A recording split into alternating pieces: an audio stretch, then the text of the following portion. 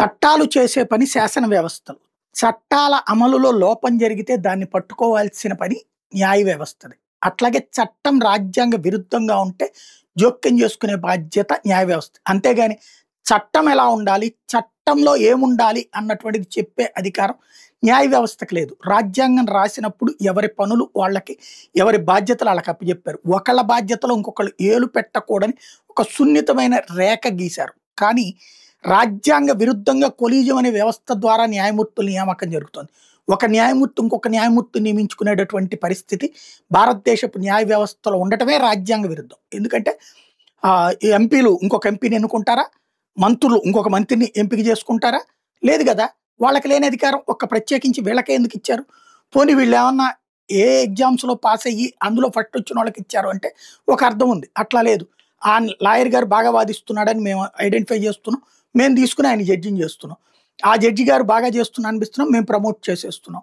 ఈ తరహా వ్యవస్థ అన్నటువంటిది రాజ్యాంగ మౌలిక సూత్రాలకు విరుద్ధమైంది. కాకపోతే ఏంటంటే మేము ఇంటలెక్చువల్స్ కాబట్టి, ప్లస్ రాజకీయ వ్యవస్థ మీద ప్రజలకు విరక్తి ఉంది కాబట్టి, వాళ్ళకంటే మమ్మల్ని మేధావులుగా గుర్తిస్తున్నారు కాబట్టి రాజ్యాంగం కల్పించిన అధికారాలు మేము తీసుకుంటున్నాం అని చెప్పేసి చివరికి శాసన వ్యవస్థలు తిరస్కరించినటువంటి కొలీజియాన్ని బలవంతంగా తమ తీర్పు ద్వారా, తీర్పు అనే హక్కు ద్వారా రుద్దారు. బాగానే ఉంది, నడుస్తోంది.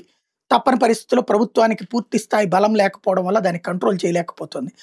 అది ఒక ఎత్తు అయితే, ఇప్పుడు తాజాగా వీధి కుక్కలకు సంబంధించి మనకి జీవకారుణ్యానికి సంబంధించి అనేక చట్టాలు ఉన్నాయి. కుక్కల్ని కొడతే కేసు, ఇట్లాంటి శిక్షలు కూడా పడ్డాయి.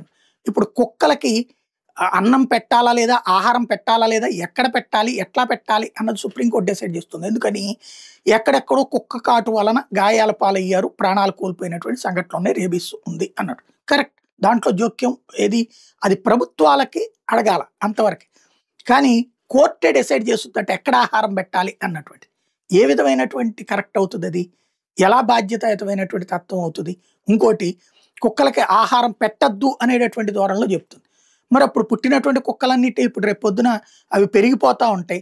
వాటికి జనాభాలకు సంబంధించినటువంటి ఏదో వాటి నియంత్రణకి ఏదో చర్యలని వీళ్ళు ఆదేశిస్తారు. గ్రౌండ్ లెవెల్లో ఆ స్టాఫ్ ఉండరు. ఎవరు బాధ్యత వహిస్తారు అప్పుడు వీటికి సంబంధించి? కొన్ని కుక్క పని కుక్క చేయాలి, గాడిద పని గాడి చేయాలంటారు. న్యాయ వ్యవస్థ పనిచేయాలి.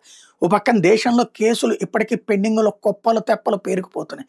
అట్లాగే అనేక రకాలైనటువంటి కేసులు దశాబ్దాల తరబడి ఉన్నాయి. కనీసం ఇదిగో 1980 వరకు ఉన్న కేసులన్నీ క్లియర్ అవ్వాలయా, 1990 వరకు ఉన్న కేసులన్నీ క్లియర్ అవ్వాలయా, 2000 వరకు ఉన్న కేసులన్నీ క్లియర్ అవ్వాలయా, ఇలాంటివన్నీ ఆలోచించాలి. అసలు అటువంటి తమ వ్యవస్థ పని ఆలోచించట్లేదు.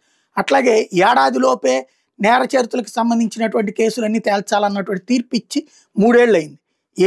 ఏది జరగట్లేదు. అంటే తాము చేయాల్సిన పనిని కాకుండా తమకు సంబంధం లేని పనుల్లో ఎక్కువగా జోక్యం చేసుకుంటున్నారు. రైటా రాంగ్ అన్నటువంటిది చర్చ జరగాలి. ఇందులో న్యాయమూర్తులు నిందించాల్సిన పని లేదు, న్యాయ వ్యవస్థ నిందించాల్సిన పని లేదు, కానీ చర్చించాల్సిన అవసరం అయితే ఉంది.